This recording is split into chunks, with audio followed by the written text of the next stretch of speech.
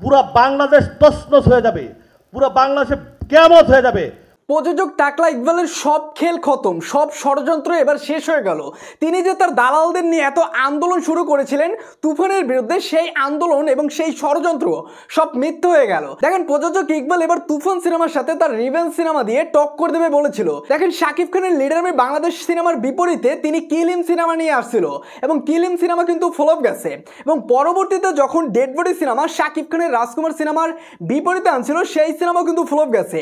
এখন তিনি তুফান সিনেমার সাথে তার রিভেঞ্জ সিনেমা আনবে, কিন্তু রিভেঞ্জ সিনেমা মাত্র হল পাইছে 60টি সিনেমা হল এবং টেবিল কালেকশনে কিন্তু 50,000 টাকাও কিন্তু উঠাইতে পারে নাই। এই 60টি সিনেমা হল নিয়ে তিনি তুফান সিনেমার সাথে টক্কর দেবে এবং বিভিন্ন প্রেস ক্লাবের মাধ্যমে তিনি বলতেছে যে তুফান একটা হাওয়া, তুফান তিনি ফুদি উড়িয়ে দেবে।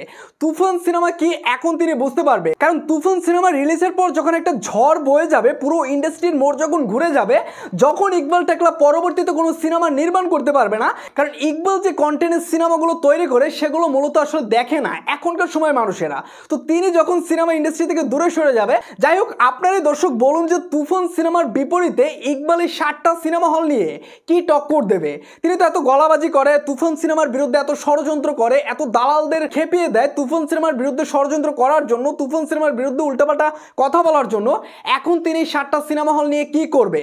তিনি চেয়েছিল যে রিভেঞ্জ সিনেমার, শাকিব খানের তুফান সিনেমার বিরুদ্ধে একটু উল্টাপাল্টা কথা বলে রিভেঞ্জ সিনেমার প্রচারণা করার জন্য, কিন্তু তার সিনেমা যে দর্শকরা এখন দেখতে চায় না সেটা তিনি এখন বুঝতে পারবে। এই রিভেঞ্জ সিনেমা এখন ফ্লপ যাবে এবং তিনি এতদিন ছিল হাফ মেন্টাল, কারণ তিনি যে সিনেমাগুলো রিলিজ করতো সবকটা সিনেমাই সুপার ডুপার ফ্লপ। একটা সিনেমা দর্শকরা দেখার পর ভালো বলে না। যাই হোক ভাই ব্রাদার, তার রিভেঞ্জ সিনেমা যে 60টা হল পাইছে, তিনি যে 60টা হল পেয়েছেন, সেই বিষয়টা এখন প্রকাশ্যে চলে আসলো। এই বিষয়টা আপনারা কি বলবেন? তিনি যে 60টা সিনেমা হল নিয়ে শাকিব খানের সাথে লড়তে পারবেন এবং তার সিনেমা কি দর্শক দেখবে? এই বিষয়ে আপনাদের কি মন্তব্য হচ্ছে অবশ্যই কমেন্ট করে জানিয়ে যাবেন।